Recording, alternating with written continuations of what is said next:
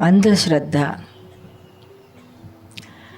ખાસ કરીને કે ભાઈ સૌરાષ્ટ્રમાં, ગામડાઓમાં, હવે ઇવન તો શહેરોમાં આવે તો આ વધતું જાય છે અંધશ્રદ્ધાનું જોર.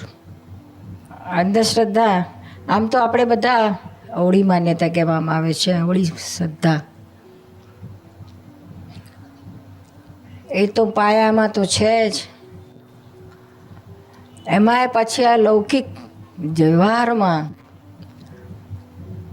જે સત્યથી સાવ વેગળું હોય એવી પણ માન્યતાઓ જે પ્રવર્તે છે જગતમાં, એમાં આપણે અટવાયા કરીએ. આમ તો બધા કહેતા હોય છે કે હા આ બધી અવળી શ્રદ્ધા છે, અંધશ્રદ્ધા છે, પણ છતાંય એના અંદરના ખૂણામાંથી એ જતી નથી. મોટા મોટા ભણેશ્રીઓ, ભણેલા ગણેલા હોય, અહીંયા હોય કે વેસ્ટર્ન વર્લ્ડમાં હોય કે શહેરોમાં હોય, તો પણ છુપી છુપી એ અવળી માન્યતા, અંધશ્રદ્ધાઓમાં પડેલી જ હોય છે. આમ બોલતા હોય, નારા લગાતા કે ના હોવી જોઈએ, ના હોવી જોઈએ, પણ જ્યારે એવો પ્રસંગ આવે ત્યારે એ અંધશ્રદ્ધામાં પોતે તણાઈ જાય છે અને એ માન્યતામાં ખોવાઈ જાય છે. એટલે આજે બધા માતાજી આવ્યા અને આમ છે ને તે બધી વાતો ઠોકાઠોક છે, સાયકોલોજીકલ ઇફેક્ટ છે. રિયલ માતાજી નથી આવતા. જે ધૂણે છે, ધૂણવાવાળાની સાયકોલોજીકલ ઇફેક્ટ છે, અને જે એમાં તણાઈ જાય છે, ખેંચાઈ જાય છે, અંધશ્રદ્ધામાં ડૂબી જાય છે, એ જે બધા લોકો છે એ બધા જ લાલચના માર્યા ડૂબે છે. જેને આ દુનિયામાં કશું જોઈતું જ નથી.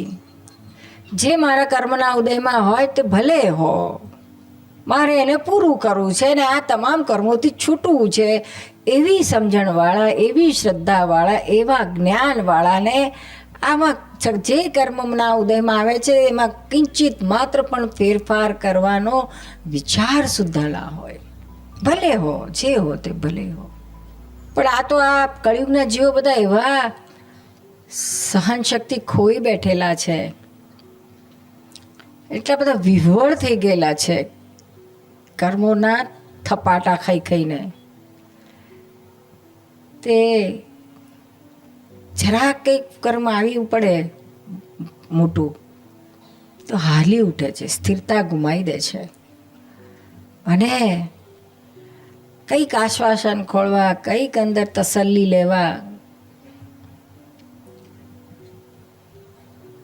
આ બધા રસ્તે વળી જાય છે, પછી ખોવાઈ જાય છે.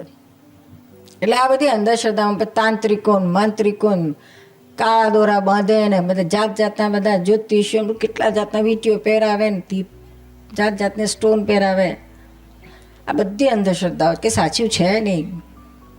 એમ કે આ પથરા પહેરવાથી કંઈ તમારા કર્મમાં ફેરફાર થાય એવું છે જ નહીં. કોઈ કરી ના શકે.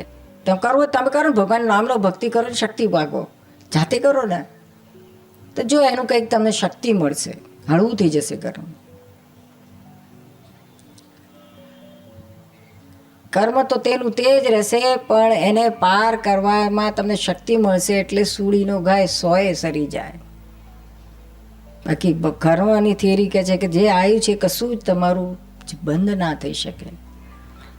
ફળ આપવાને સન્મુખ થયેલા કર્મો ના કૃષ્ણ ભગવાનને છોડ્યા, ના રામચંદ્રને છોડ્યા, ના મહાવીરને છોડ્યા, ના અમને છોડે, ના તમને કે કોઈને છોડે.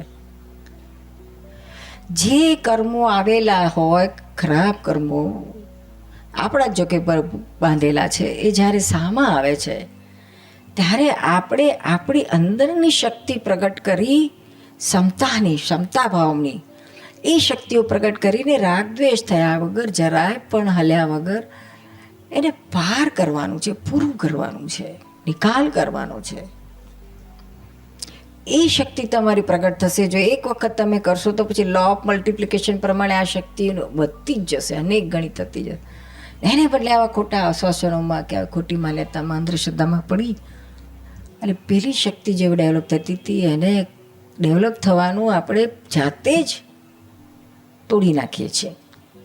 અને આ ખોટી શક્તિઓ, ખોટી માન્યતાઓ, એમાં આપણે અટવાઈ જઈએ છીએ.